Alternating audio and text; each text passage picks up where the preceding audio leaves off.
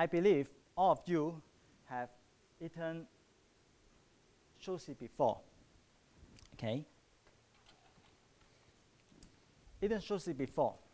And the value of the sushi is determined by what?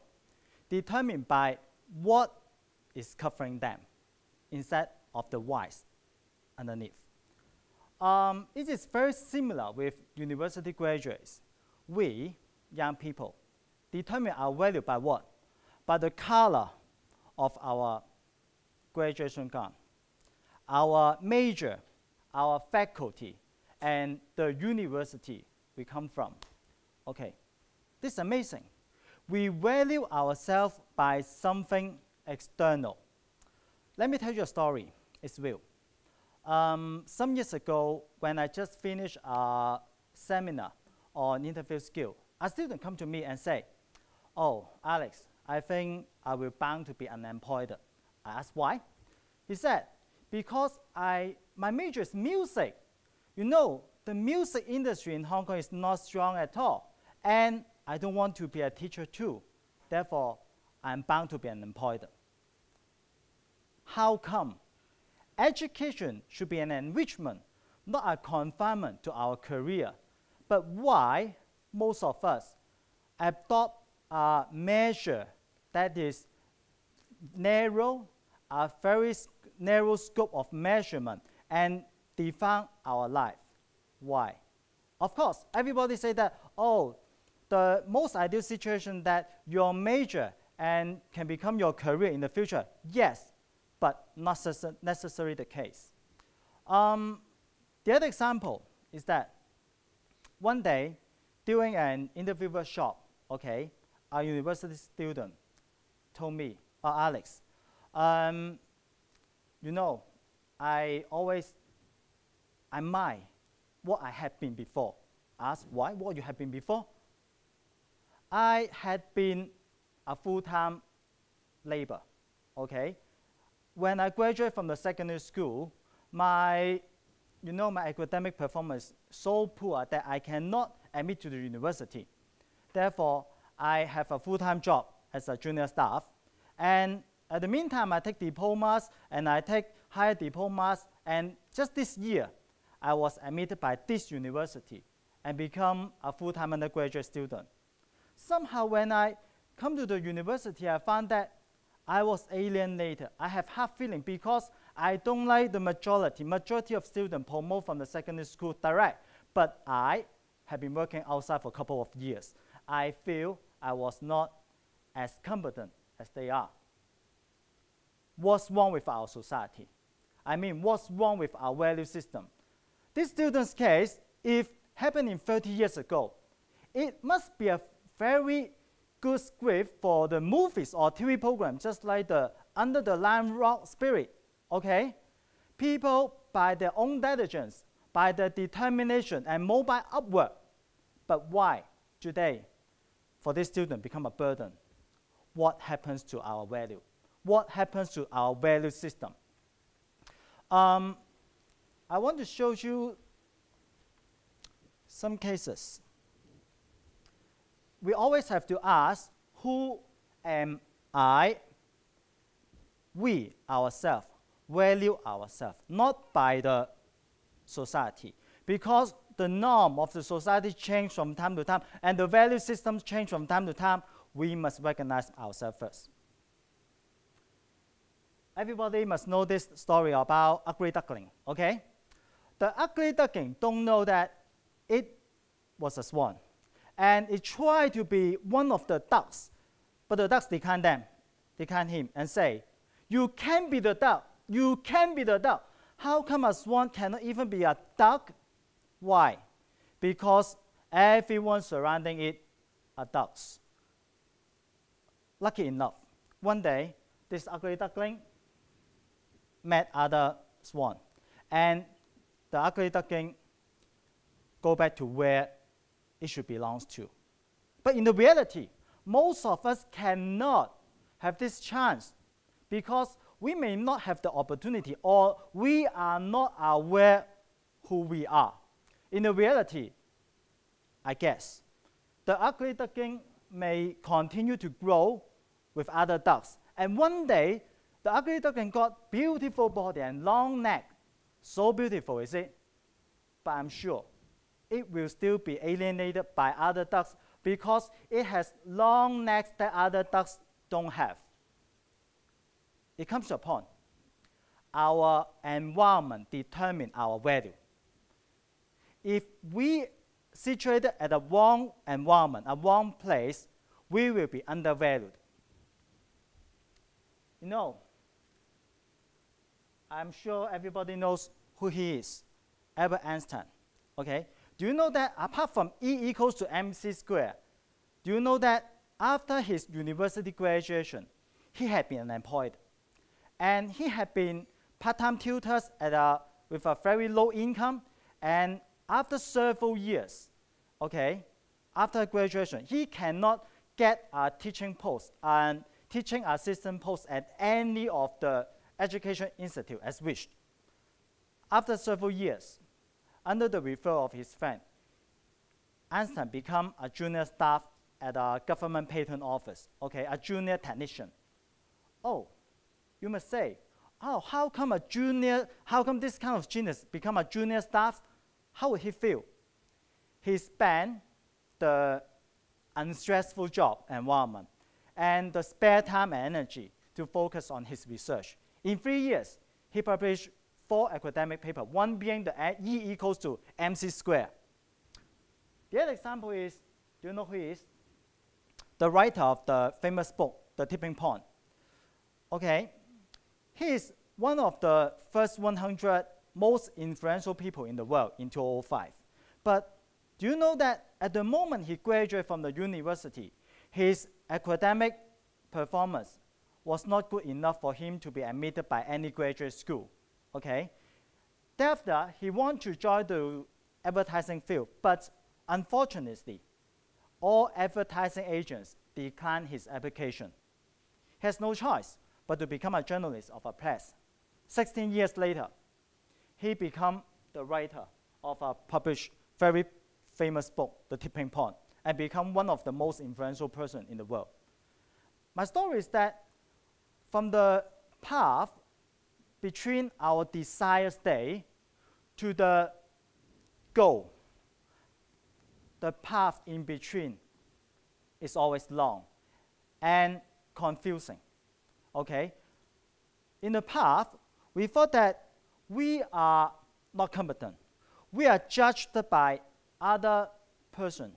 We are judged by social norm. Particularly if upon your graduation, if you cannot get a good job, cannot have high income as other people expected, people will look down upon you. And after several years, you lost confidence. But is that the real you? May not be, because you are on the path between the current state and the desired state. Okay?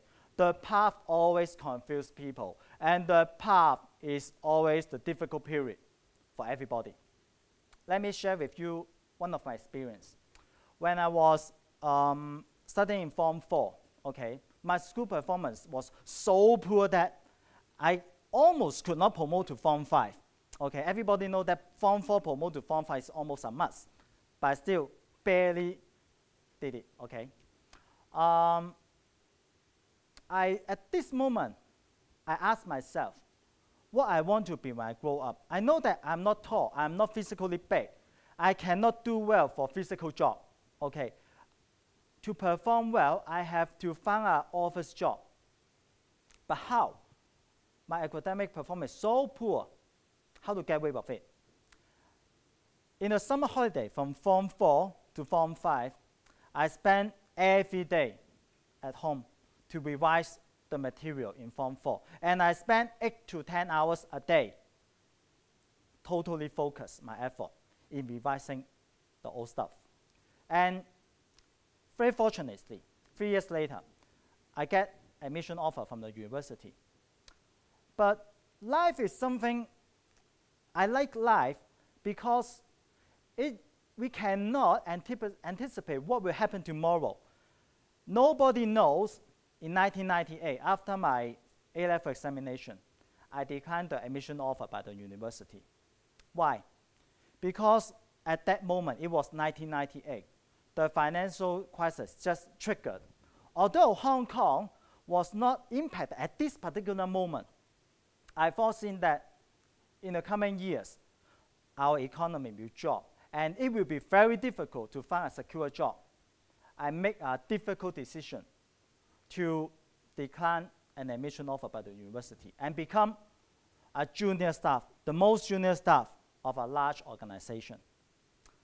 Yes, this is a difficult decision, and this is the commencement of a difficult period. I remember that in the coming 3 years, the distance between me and my old friends, who has already become a university student, become longer, longer, and longer. Okay, while my old friends who has been a university student, they are enjoying their honeymoon year, okay, enjoying their study, enjoying their university life. I, as the most junior staff of our organization, was abolished by other people, okay. I don't have any, status, and I was not a university student too. I remember in one incident, which is so impressive, that one day, it was 1998, me and my colleague walked past the entrance of a university. And my colleague, of course, another junior staff. He said, "Oh, Alex, you say, oh, they are all university students, they are so smart, and several years later, they will become our boss." It is a huge impact. I realized the distance between they, university students, and we, junior staff. Okay, I must get rid of this situation because my value, I understand that I get a reasonable result in the A-level examination and qualified for admission, but my status at the moment confined my value. I was undervalued. I must find a way out. From this moment, I took a distance learning degree course, and I spent every holiday and my lunch hour in studying. Very lucky enough. A few years later, I promoted to the management. Believe me, jumping from a junior staff to a supervisor with some 40 subordinates is an excellent experience. The point is I want to tell you is that we are always undervalued by the environment, and we get confused. We don't know who am I, okay? And we are confused of our ability. One day, I get an answer from a test driver. It's Hong Kong's typical test driver. Lots of mobile phone blocking his wheel. Okay, but it's cheaper, okay? One day, I asked the test driver, "Do you think the mobile phone in front of you will block your wheels?" He said, "No, it won't." Why? Because I focus on something far away, not the obstacle in front of me. That's an intelligent statement. Focus on something far away, not the obstacle. Most people found their design, their goal, by the method they have in hand and the resources they have in hand, but it is not a right sequence. If we design our goal by the method we have at the moment, it will lead us to nowhere because we don't know how to utilize them. We first decide our goal and then find out how to achieve them. First, goal, and then second, utilize resources to formulate method. Have a clear vision of what we want to be. However, most people get confused and have some limiting belief. First, education attainment. Many people say that, "Oh, I may not be a competent person because my major is not a profitable field," okay? Think about it. Or some people say that, "Oh, I may not be a successful people because I don't have university education." Think about it. If 4 years or 3 years education can change your life, why not you spend, I give you 8 years, double, to get what you need, to get your qualification what you need, to get the skill what you need. Perhaps 8 years is a long period of time. maybe, but compared with your life, 80 years is only 10%. 10% of time can change your whole life.